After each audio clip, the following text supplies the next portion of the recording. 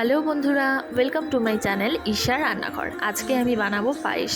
পায়েস খেতে কার কার ভালো লাগে অবশ্যই কিন্তু কমেন্ট করে জানিও। দেখো, পায়েসের জন্য আমি এখানে নিয়েছি 1 কিলো দুধ, আমুল দুধ নিয়েছি আমি। এবার দুধটাকে আমি ভালো করে ফুটিয়ে নেব, বেশ অনেকক্ষণ ধরে ফুটিয়ে নেব দুধটাকে। আর গ্যাসের আঁচটা কিন্তু আমি একদম লো করে রেখে দেবো, নাহলে কিন্তু দুধটা তলায় লেগে যাবে। আর দুধটা কিন্তু একটু পরপরই কিন্তু নেড়ে দিতে হবে। দেখো, আর এখানে রয়েছে কাজু আর কিশমিশ অল্প আমি ভিজিয়ে রেখে দিয়েছি। তারপর আছে কিছুটা বাতাসা, আর এখানে রয়েছে 100 গ্রাম মতো আতপ চাল। তার মধ্যে একটু ঘি দিয়ে দিয়েছি। এবার এটাকে একটু ভালো করে ঘি দিয়ে মেখে নেব। দেখো, দুধটা কিন্তু আমার বেশ ভালো করে ফুটে গেছে।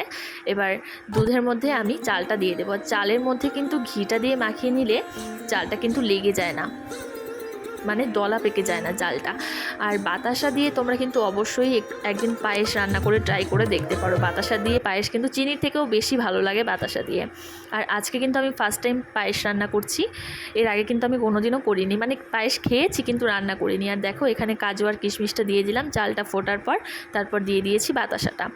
আর ভিডিওটি ভালো লাগলে অবশ্যই লাইক, কমেন্ট, শেয়ার আর আমার চ্যানেলটি সাবস্ক্রাইব করে দিও।